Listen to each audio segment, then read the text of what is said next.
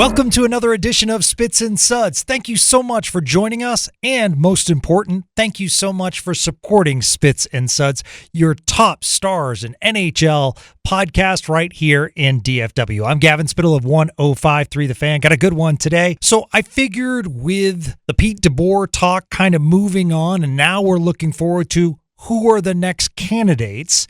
And so I wanted to bring some coaching podcasts as far as who these people are that Jim Nill might give interviews to, or might, in this case, convince to join the Dallas Stars, because we might as well start with the top candidate as far as most of us are concerned. He's young, he's inspiring, extremely successful, he's a gold medalist, 35-year-old David Carle, and joining us is Tyler Maun. He is the voice of University of Denver since 2018. How are you, Tyler? I'm good. Thanks so much for having me, Gavin. Appreciate it. Yeah, absolutely. So are you getting sick of your head coach being like kind of courted by all these NHL organizations? You know, I don't feel sick of it, because I would be so thrilled for him if he got that opportunity. I feel like he might be more sick of it than I am of being the darling of the coaching world, but that's what happens when you're racking up national titles and world juniors and all that. That's people are going to come knocking quite often for you.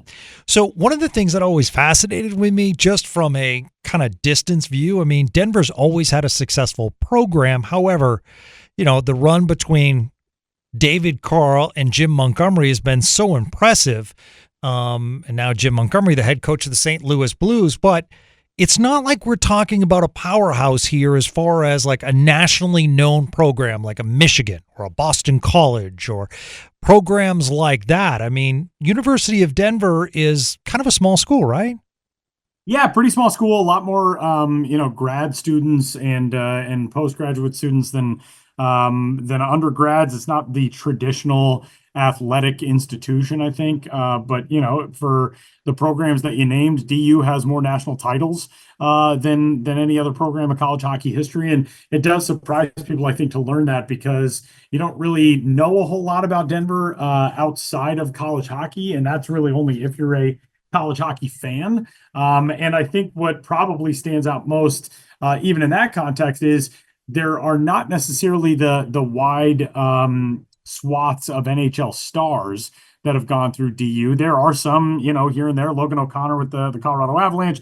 Zeev Buium obviously is sort of the next guy that I think everybody expects the biggest things out of with the Minnesota Wild. But DU has not traditionally been a program that has produced just, year on year Hobey Baker Award winners or standout superstars in the National Hockey League. So to have won 10 national titles and be the first program ever to do that, they do sort of punch above their weight in that regard. So one of the things that stands out at me is the dedication that David Carle has had to the University of Denver. Was a graduate assistant coach all the way back to 2008, left for a couple of years, but then a longtime assistant coach, was an assistant coach under Jim Montgomery, assumed the reins in 2018. Has the University of Denver style changed from Jim Montgomery to David Carle, or is it the same kind of system? I think it's a similar system. I think so much of it is just predicated on the type of athletes who first George Gwozdecky recruited back in the late 90s and early 2000s, and then Jim Montgomery, and then on to David Carle. And, for David Carle's time at DU, it goes back to when he was a student. I mean, even before his time as a grad assistant, for, listeners who aren't familiar with his story, which is probably a decent amount of people, he was recruited as a player to go in. His brother, Matt Carle, was a Hobey Baker Award winner at DU, and David was recruited to play. And then it was at a pre-draft physical for the NHL draft that it was discovered that he had a heart condition that was going to essentially end his playing career. And George Gwozdecky, who was the head coach at the time at DU, got the news and obviously knew that David was going to be crushed, and knew how heartbroken he was going to be, and got in touch with him immediately and said, "Hey, we're still going to honor your scholarship. We still want you to be part of this program, whatever that means." And so David essentially, became a coach at the earliest stages of his college career in his early 20s, and has been kind of building toward the role that he has now through all of that. And, left for a little while, worked with the Green Bay Gamblers in the USHL, and then was back under Jim Montgomery. And I think just learned so much about what it was going to take to be successful and to be a great head coach, not just at the collegiate ranks, but professionally, and learned it in the Denver way, sort of. And, being able to build continuity with the types of athletes they bring in, the guys who are a good cultural fit, a good stylistic fit. It just seems like it has been, I keep coming back to that word, but the continuity has been so impressive dating back to when George Gwazdecki was there. And that really seems to be what has sort of propelled this program over the last several years to even the newer heights that they've had under DC as head coach. Give us some insight why so many NHL teams are courting him and what makes him special. I think he is just a very genuine person.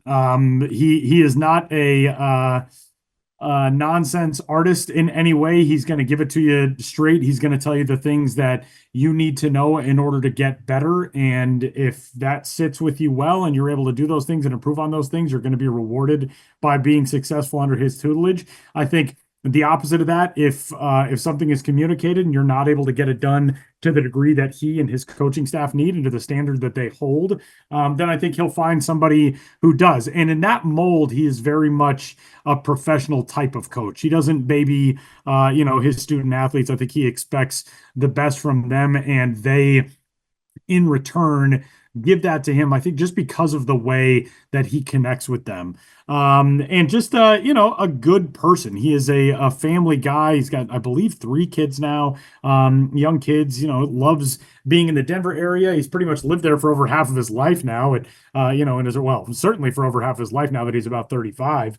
And I think just carries with him that aura of somebody who has it as a coach. There are certain people who just have whatever that next level is to being able to get a whole bunch of personalities into a room and get everybody on the same page, get them operating to the degree of greatness that he wants to see from his groups.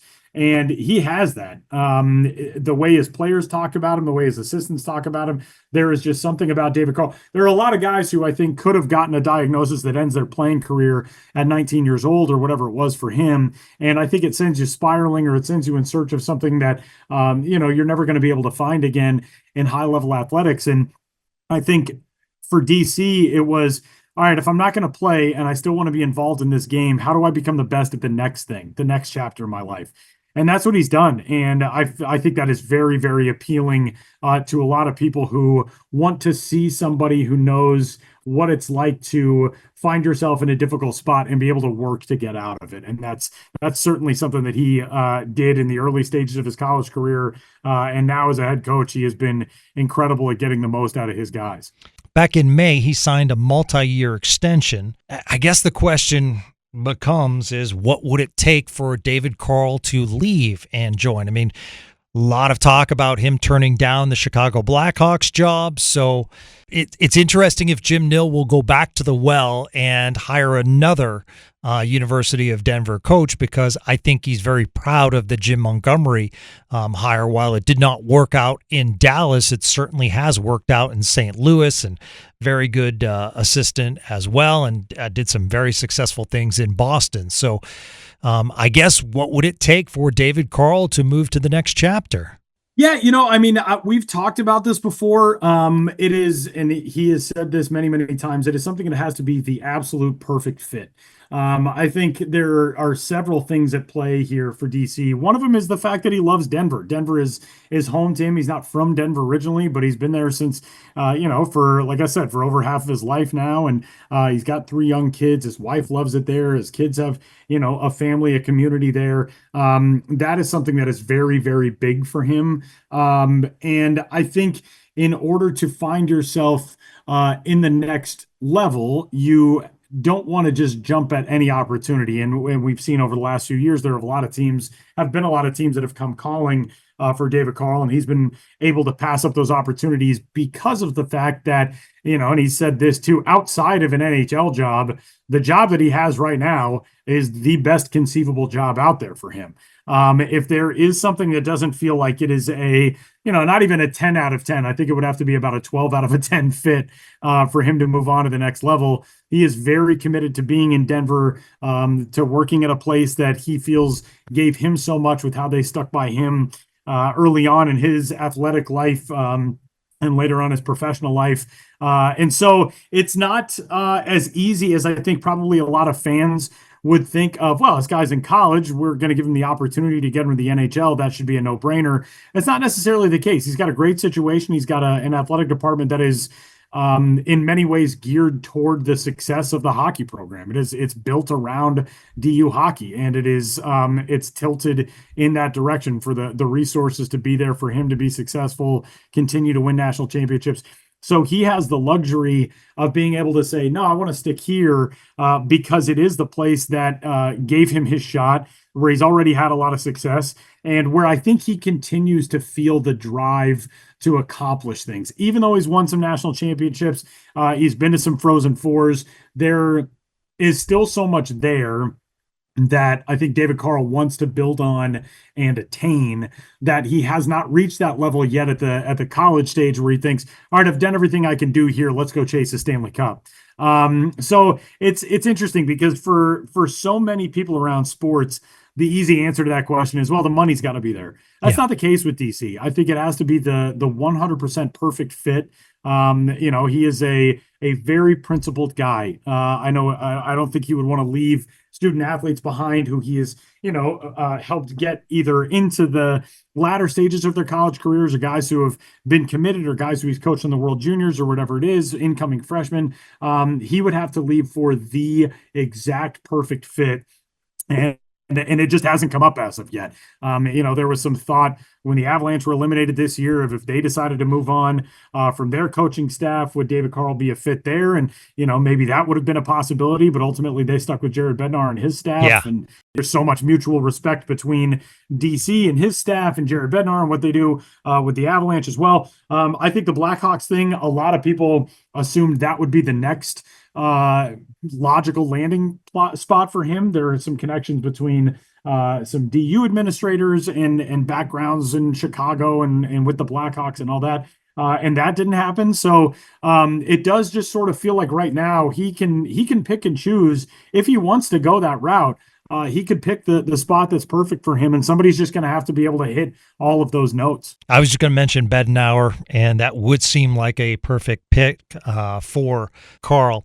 Did you see any difference in how he came back after his success in World Juniors? Because that's such a big stage, and you're going up against the best of the best, and to be selected as a coach twice and bring home 2 goals, to me, that put him in a separate category. Yeah, absolutely. And I do a lot of international sports work outside of hockey. I do a lot of international baseball stuff, and I know sort of how those dynamics of international competition can change your perspective on sports. And for DC, it was really cool seeing the way he embraced it and seeing the way he encouraged his players to embrace it as well. 2 years ago in Sweden, the opportunity to play for gold there and to play against the home team there, the matchups with Canada this past year, and what they meant, not just in terms of you're a hockey player, you're getting to play with some of the greatest hockey players in the world and against some of the greatest hockey players in the world,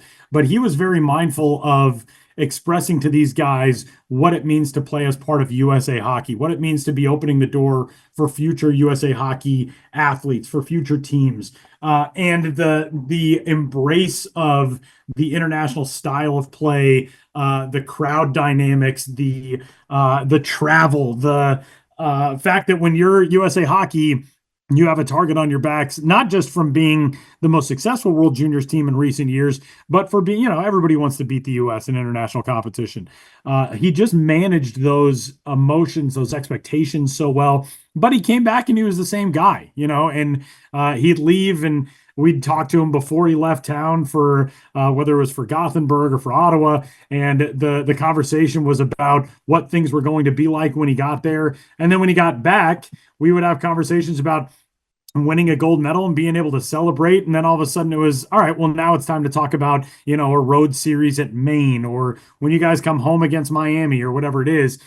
He's just so steady. He is so, a sports cliche of having a slow heartbeat. He's one of those guys who doesn't get too up, doesn't get too down, and is the same guy day to day. And I think that's another thing that NHL organizations really value is he doesn't have to be a rah rah motivator. He is such a professional and he's so businesslike, and that was showcased. He obviously loved the experience and was really honored to get the experience with USA Hockey.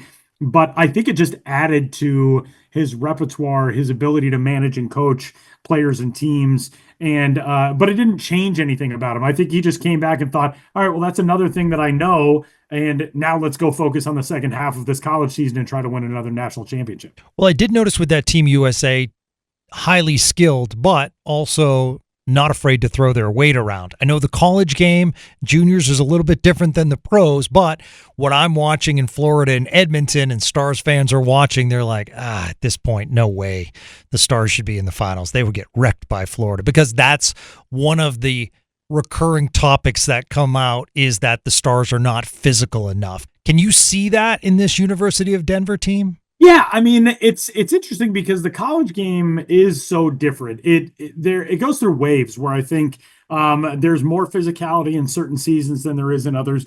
The Pioneers have never lacked physicality. I think there is a reputation of Denver as being a lot more of a skill team, and maybe somewhat more of a finesse team than a physicality team. But in the, I guess, 7, 8 years now that I've been doing games, there have never been times where you thought to yourself, or I should say this, there have rarely been times where you thought to yourself, man, that team just got out physicaled by another team. Every team is going to have those nights, but those are pretty rare with the Pioneers. And the thing that I find interesting is they are pretty rare, despite the fact that DU does not generally have, big bruiser type of guys, but they still play in a physically present manner. And they play with confidence, which I think is something that, David Carle just gets out of his guys. There is not a lot of timidity in going against physical opponents. Even if size-wise, maybe you don't match up. You don't have a guy who's 6'5", 240, but still, how to play a physical type of game. The Pioneers' best player, physicality wise, for the last several seasons is a guy named Connor Capone, who I believe is listed at 5'9", and is he's listed at 5'9", 185, and just brings the attitude and the fundamental physicality that you need to be a good hockey player and a good physical player at the level where he was. Now, would that physicality line up in a professional context? I don't know. I guess we'll see. But the fact that they have a staff that I think teaches them the way to play that style of hockey, even though the reputation might be there for being skilled and a little bit more of the flashy brand of hockey, they certainly know how to bring the physicality also. So they have just built this really good mold of the things that you need to be successful in the college game. And obviously there are going to be some different challenges if he does make that leap to the NHL eventually. But I certainly have grown to understand that I don't think there's anything in this game that David Carle would not be able to adapt to and to learn how to build around. And I think coaching in the NHL at that that rate of speed for a game, the type of physicality that game takes, I know that he would be the type of guy who would know how to build a roster and construct a team that could play in that flow. 14 players on University of Denver last season are property of NHL clubs. I guess my final one for you, and thank you so much for joining us, Tyler, is 35 years old, that works as far as on a bench, for college and for World Juniors. How do you feel about the age translating into the NHL, where he will have Stars players that are older than him? Yeah, it's so interesting because that was such a topic of conversation when he got hired. I think he was 28 at the time the hiring was announced. And it really was just, all right, that's out of the way. Now let's get down to business. And it's not something that I think many people have talked about inside the building since those first couple of seasons. We still see it every once in a while on a national TV game. They'll point out, how young he still is. But I'll put it this way. When you talk to David Carle, even when he was 28, 29, you never got the feeling, oh, this guy is a kid at all. And there was some risk in going with him in that position. Jim Montgomery left, and you're hiring a guy who's in his 20s, and the athletic director at the time, a guy named Carlton Creech, took that leap and put his faith in David Carle and has obviously been rewarded for that. But I think DC made it a lot easier to take that leap because when you talk to him, you just realize, oh, this guy's got it. Like I very much understand why players want to play for him, why other coaches want to be around him. He's a tremendous communicator. He is unbelievably intelligent. I mean, the things that he picks up watching games are fascinating to listen to and to hear about. The things that they work on, in practice on a day-to-day basis, stuff that he'll notice in a game on a Saturday that they'll be working on in practice the following week. He is just a different level in that hockey brain. And from my standpoint, as albeit an uneducated observer, as just a broadcaster, I think that stuff translates way more than just, oh, this guy's 35, 36, why am I listening to him? If I'm an athlete and I know this is a guy who can get us closer to winning a cup, I don't care how old he is. If we're all pulling on the same end of the rope, and I know that he's got our best interests at heart and he knows how to get us there, I'm going to fall in line and do whatever I can behind him. And he is that guy. He is the type of guy who seemingly effortlessly is able to get that connection with his athletes. And so that's why it wouldn't really surprise me to see him, eventually get a gig in his 30s and be able to take a team a long way. And it also wouldn't surprise me if he decided, hey, I'm only 35 right now. Maybe I'll do another 5-7 years in the college game, get a few more national championship rings. I mean, if he works 7 more years, he's still going to be one of the youngest coaches in the NHL if he got hired at 42, which is pretty incredible. But it just goes to show, what a bright career this guy has. And, the fact that he could still be coaching for another 40, 50 years at this stage is pretty unbelievable. College hockey in general is just unreal. It's absolutely amazing how many NHL teams are putting their players in college and encouraging them to stay in college. That's how high the talent level is now. The conferences are absolutely amazing. The Frozen Four is elite hockey. It's just tremendous. The facilities that these colleges now have, and the arenas that they're building, because it's become a party thing to do in college to go to a college hockey game. So just all in all, the growth of the college game is just tremendous. And the hockey is at such a high level now. You said it with professional organizations are encouraging their guys to go play at the collegiate ranks. The influx of Canadian players who have decided to go the college route rather than just the strict juniors route.